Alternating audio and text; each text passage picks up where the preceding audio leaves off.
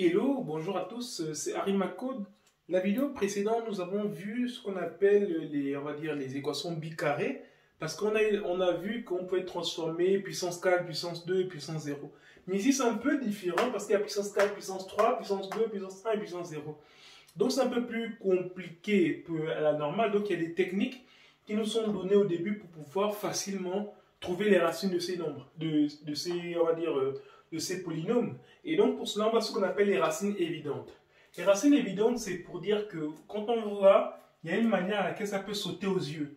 Par exemple, tu vois, si on voit souvent 1, quand on fait ici 1 et 1, ça s'en va. Ici, 1 et 1, ça fait 13 et 13. Donc, on voit déjà que 1 est déjà racine. Donc, ça veut dire que si on pose, si on dit par exemple, posons P de x égale à x puissance 4 moins x puissance 3 moins 13x plus 12.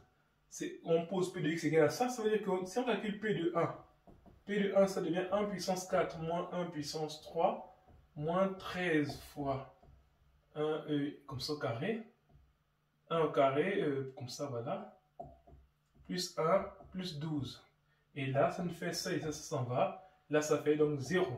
Donc, P de 1 égale à 0.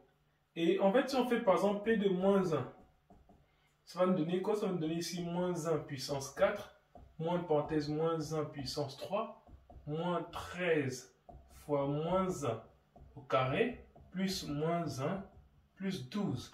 Qu'est-ce que ça nous donne ici? Ça nous donne ici, ça donne 1. Ça donne moins 1, avec un moins, ça fait plus 1 encore. Ça fait donc ici moins 13, moins 1, plus 12. Donc ici, qu'est-ce qui se passe? On a ça et ça qui s'en vont. On aura plus 13, moins 13, ça fait 0. Donc P de moins 1 et P de 1 égale à 0. Donc ici, qu'est-ce qui se passe? Ça veut donc dire que, ici, on peut dire que, je vais effacer, ce qu'on peut dire, c'est que ici, P de x peut se mettre sous la forme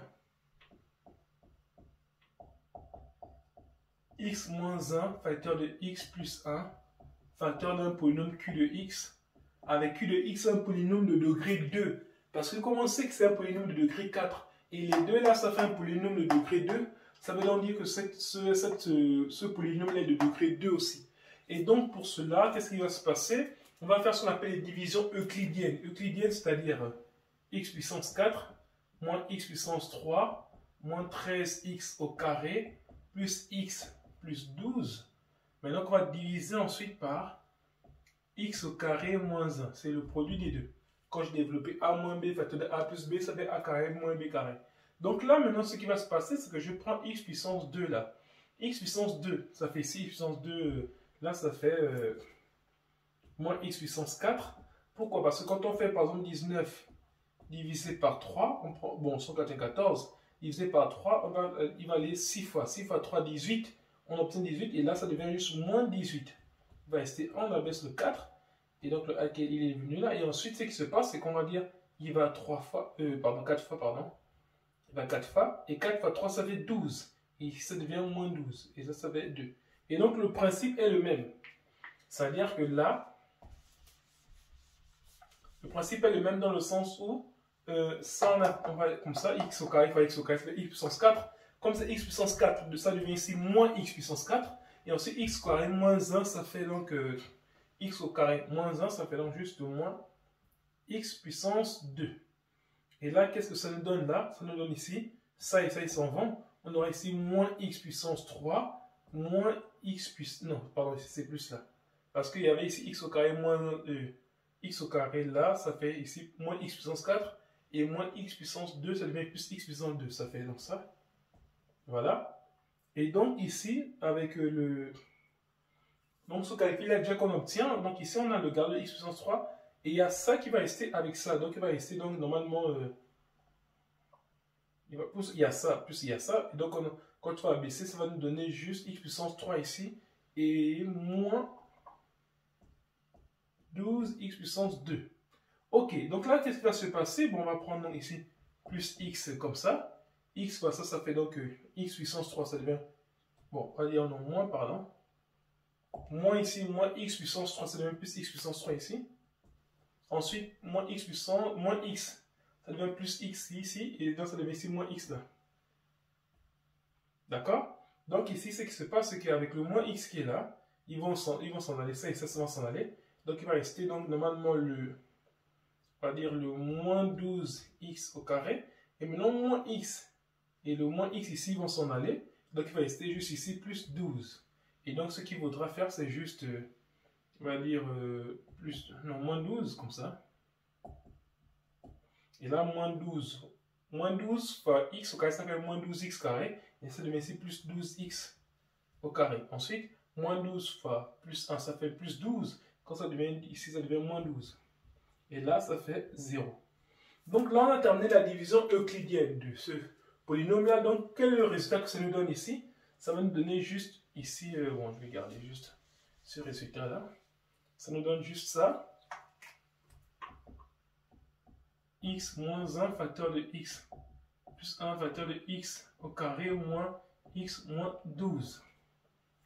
Ok, donc là maintenant, on a pu faire avec des racines évidentes, division euclidienne, mais il y a une autre méthode aussi qu'on ne va pas voir forcément dans cette vidéo, mais je ferai une vidéo aussi dans les prérequis pour savoir un peu comment on fait ce genre de calcul. Donc là, ce qui se passe, on a maintenant obtenu ce résultat. Donc on peut maintenant factoriser ce truc-là. Ce truc-là, maintenant qu'on sait comment on le fait, on aura ici donc d'abord delta, si je prends juste delta, discriminant, on aura ici moins 1, delta de celui-là, moins 1 au carré, moins 4 fois a fois moins 12. Donc ça fait ici 1 plus 48. Ça fait 7 au carré. D'accord? Donc ici on aura x1, il sera égal à moins b1 moins 7 sur 2. Et l'autre est x2 qui sera égal à 1 plus 7 sur 2. Ça devient ici, donc ici, moins 6 divisé par 2, ça fait moins 3. Et là, c'est x1. Et x2, ça fait ici, donc 8 divisé par 2, ça fait 4. Donc, voilà.